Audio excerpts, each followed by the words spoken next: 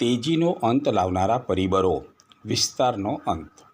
તેજી લાંબો સમય ટકતી નથી, કારણ કે અમુક સમય બાદ અર્થતંત્રમાંથી તેજીનો અંત લાવનારા પરિબળો ક્રિયાશીલ બનીને તેજીને આગળ વધતી અટકાવે છે અને અર્થતંત્રને તેજીમાંથી ઓટ તરફ લઈ જાય છે. એના પરિબળો નીચે પ્રમાણે છે. 1. ઉત્પાદન ખર્ચમાં વધારો. પૂર્ણ રોજગારીની સ્થિતિ પહોંચ્યા પછી ઉત્પાદનના સાધનોની માંગમાં થતો વધારો ઉત્પાદન ખર્ચમાં વધારો કરે છે, કારણ કે અમુક સમય પછી ઉત્પાદનના સાધનોની તંગી સર્જાય છે અને અછતને કારણે ઉત્પાદનના સાધનોને વધુ વળતર આપવું પડે છે.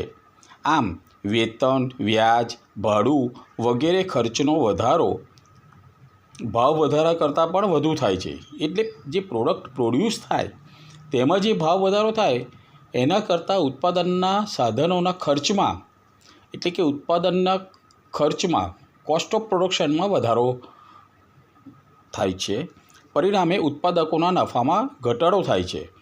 એટલે કોસ્ટ અને સેલિંગ પ્રાઇસ એ બે વચ્ચેનો ડિફરન્સ ઘટતો જાય છે. ઉત્પાદકોના નફામાં ઘટાડો થાય છે અને તેજીમાં અવરોધ સર્જાય છે અને આથી તેજી પર બ્રેક લાગવા માંડે છે. 2. શાખ સર્જનમાં થતો ઘટાડો. બેન્કોની શાખ સર્જનની પ્રવૃત્તિની કેટલીક મર્યાદા હોય છે. તેથી શાખ સર્જનની પ્રવૃત્તિ જે ક્રિએટ કરે છે બેન્કો, એ અમર્યાદિત રીતે આગળ વધી શકતી નથી. અમુક હદ પછી બેન્કોને શાખ સર્જન ઓછું કરવાની ફરજ પડે છે. શાખ સર્જન ઘટાડવા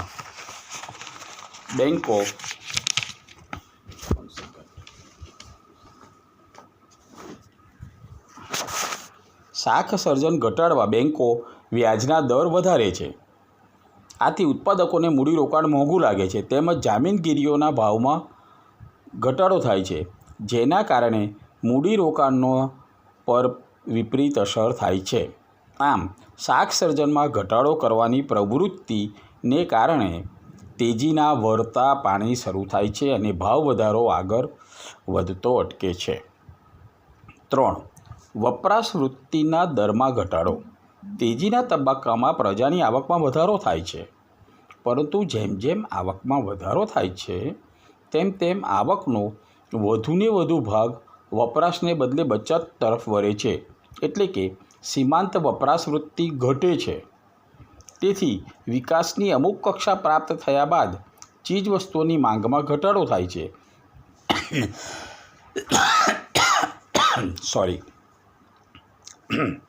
તેથી ઉત્પાદન, રોજગારી અને આવકમાં ઘટાડો થાય છે.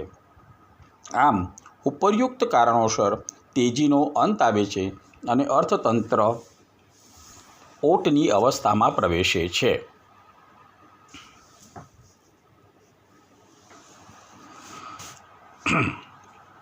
C3. ઓટ. વ્યાપાર ચક્રના તેજી અને મંદી વચ્ચેના ગાળાને ઓટ કહેવામાં આવે છે. ઓટ એ ઉપલા વળાંક બિંદુ પછીની સ્થિતિ છે. છેક ટોપનો પોઈન્ટ હોય ત્યાર પછી જે ઢરાવ આવે એ પોઈન્ટને, એ તબક્કાને ઓટ કહેવાય છે. ઓટના તબક્કામાં ભાવો અને નફામાં ઘટાડો થાય છે. તેથી ઉત્પાદન, રોજગારી અને આવકો પણ ઘટે છે. આ સાથે શેરબજાર, નાણાં બજાર તેમજ વસ્તુ બજારમાં પ્રવૃત્તિઓ ધીમી અને મંદ થાય છે. ભવિષ્યમાં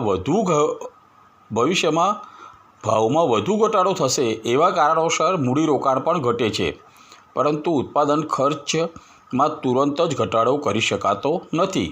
આથી ઉત્પાદકોને ઉત્પાદન ચાલુ રાખવું પોસાતું નથી. પરિણામે ખોટ જાય છે. કેટલાક ઉત્પાદકો ઉત્પાદન બંધ કરી દે છે.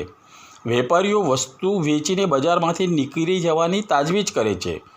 વળી બેન્કો પણ નવું ધિરાણ આપવાનું બંધ કરે છે અને જૂનું ધિરાણ વસૂલ કરવાના પ્રયત્નો કરે છે. આમ નાણાંનો પુરવઠો ઘટતા નાણાંનો ચલણ વેગ ઘટે છે અને અર્થતંત્ર મંદીના તબક્કામાં સપડાય છે. મંદી, સંકોચન. મંદીના તબક્કામાં આર્થિક પ્રવૃત્તિ શિથિલ અને નબળી પડી જાય છે. વસ્તુઓ તથા સેવાઓનું ઉત્પાદન તથા રોજગારીમાં ઘટાડો થાય છે. મંદીના તબક્કા માટે નીચેના પરિબળો જવાબદાર છે? 1. નિરાશાજનક વલણો. મંદીના સંજોગોમાં ઉત્પાદકો અને વેપારીઓને ભવિષ્ય નિરાશાજનક લાગે છે.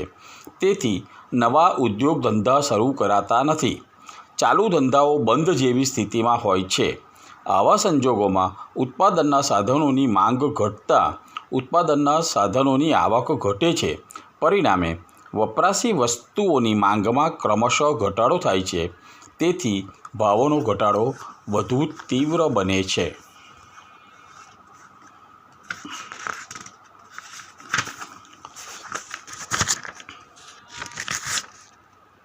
2.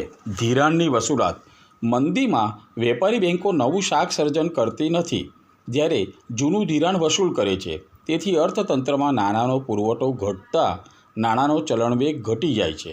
છૂટક ભાવો કરતાં જથ્થાબંધ ભાવોમાં વધુ ઘટાડો થાય છે. 3. મૂડીરોકાણમાં ઘટાડો. મંદીના સમયમાં ભાવો જેટલા પ્રમાણમાં અને જેટલા ઝડપી ઘટે છે તેટલા પ્રમાણમાં અને તેટલી ઝડપથી ઉત્પાદન ખર્ચમાં ઘટાડો થતો નથી. આના પરિણામે ઉત્પાદકોનો નફો એકદમ ઘટી જાય છે. કેટલાક સંજોગોમાં ખોટ સહન કરવાનો વારો આવે છે. આમ ભવિષ્ય અંગેની નિરાશા સંકોચનના ગાળાને લંબાવે છે. હવે આવે છે મંદીનો સંકોચનનો અંત. મંદીના તબક્કામાં અર્થતંત્રમાં કેટલાક લક્ષણો એવા સર્જાય છે કે જે અર્થતંત્રને મંદીમાંથી બહાર કાઢી સુધારણાના તબક્કા તરફ લઈ જાય છે. આ વલણો નીચે પ્રમાણે છે. 1. વસ્તુ તથા સેવાના જથ્થામાં ઘટાડો. મંદીના સમયમાં ઉત્પાદનમાં ઘટાડો થાય છે, તેમજ સેવાઓનો જથ્થો ઓછો રાખવામાં આવતો હોવાથી સમય જતાં તે ખલાસ થઈ જાય છે. કારણ કે સમાજમાં ન્યૂનતમ વપરાશ તો ચાલુ જ રહે છે. તેથી વસ્તુઓની અછત સર્જાતા ભાવો ઘટતા અટકે છે, તેમજ ધીમે ધીમે વધવા તરફનું વલણ હોય છે. 2. ઉત્પાદન ખર્ચમાં ઘટાડો. મંદીના તબક્કામાં આર્થિક પ્રવૃત્તિઓના ઘટાડાને કારણે ઉત્પાદનના સાધનો બેકાર પડેલા હોય છે. આ સાધનો નીચા વેતન દરે પણ નીચા વળતરે પણ કામ કરવા તૈયાર હોય છે. આમ ઓછા ખર્ચે ઉત્પાદનમાં વધારો કરવાની શક્યતા સર્જાય છે. જયુભાઈ, સુપર નોલેજ, લાઇક ડન. આભાર. Thank you. અરે ભાઈ, આ છે ને બ્લાઇન્ડ સ્ટુડન્ટ્સ માટે 3rd યર BAનું ઇકોનોમિક્સનું એમની ટેક્સ્ટ હું રીડ આઉટ કરું છું. આ એ લોકો સાંભળશે અને આના આધારે એ લોકો એમની એક્ઝામ આપશે. આવું ગયા વર્ષે મેં 3500 પેજીસ રેકોર્ડિંગ કર્યું હતું. આ વર્ષે 5th સેમિસ્ટરનું ઇકોનોમિક્સના 110 પેજીસ આવ્યા છે. તો એ હું ઇન્ટરવલમાં કરી રહ્યો છું. આ બાજુ બીજા મોબાઈલમાં રેકોર્ડિંગ કરી રહ્યો છું. પહેલાં આમાં લાઈવમાં જ કરું છું, પણ પછી એ અપલોડ થવામાં બહુ વાર લાગે છે. એ અપલોડ જલ્દી કરવાનો કોઈ રસ્તો હોય તો મને બતાવજો. હા, તમે તો બહુ નોલેજેબલ છે ને તમારા બહુ બધા ફોલોવર્સ છે. થોડા ડાયવર્ટ કરજો મારી બાજુ અને કંઈક રસ્તા બતાવજો. બાકી કેમ છો? જય માતાજી, રાધે રાધે. બહુ દિવસે આવ્યા, ખૂબ ખૂબ આભાર. કોઈ મારી ચેનલની પથારી ફેરવી દીધી, ખબર નહીં, બ્લુ આપીને એમાં મને 2-3 જણ ઉપર ડાઉટ છે, પણ ઠીક છે, હવે ચાલ્યા કરે હશે.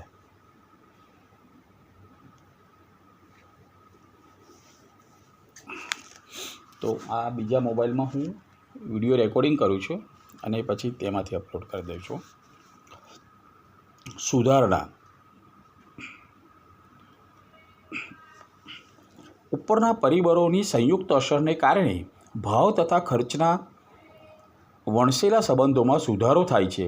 નફાની આશા જણાતા ઉત્પાદકોની હતાશા અને નિરાશા દૂર થાય છે. બીજી થોડી કોમેન્ટ્સો નાખી દેજો, આવ્યા છો તો 5-25. નફાની આશા જણાતા ઉત્પાદકોની હતાશા અને નિરાશા દૂર થાય છે અને અર્થતંત્ર સુધારણા તરફ ગતિ કરે છે. હવે આવ્યો તબક્કો સુધારણાનો. ઉપરયુક્ત પરિબળો મંદીમાંથી અર્થતંત્રને સુધારાના તબક્કામાં લઈ જાય છે. સુધારણા એ નીચલા વળાંક બિંદુ પછીની સ્થિતિ છે, જે એકદમ બોટમ, એટલે આપણે જે કહીએ ને તલેટી, એક પર્વત અને એક તલેટી. તો છેક તલેટી એટલે છેક નીચામાં નીચી પોઝિશને આવ્યા પછી ત્યાંથી જે શરૂઆત થાય છે ઉપર જવાની, એ સુધારણા કહેવાય છે. આ બિંદુમાંથી અર્થતંત્ર મંદીમાંથી સુધારણા તરફ અને સુધારણામાંથી તેજી તરફ ગતિ કરે છે. સુધારણાના તબક્કાની શરૂઆતમાં બજારમાંથી માલનો જથ્થો ખલાસ થઈ જતા ભાવો વધે છે. ઉત્પાદકો અને વેપારીઓને ખોટના સ્થાને નફાનો ગાળો વધે છે. મૂડીરોકાણ માટે બેન્કો ઓછા વ્યાજે પણ નાણાં પૂરા પાડે છે, જેને પરિણામે તમારી અલગ અલગ આઈડી છે ને, બીજી આઈડીમાંથી પણ કરવું હોય તો કરી દેજો. હા, welcome to my live anyway. જેના પરિણામે મૂડીરોકાણ કરવાની પ્રેરણા મળે છે.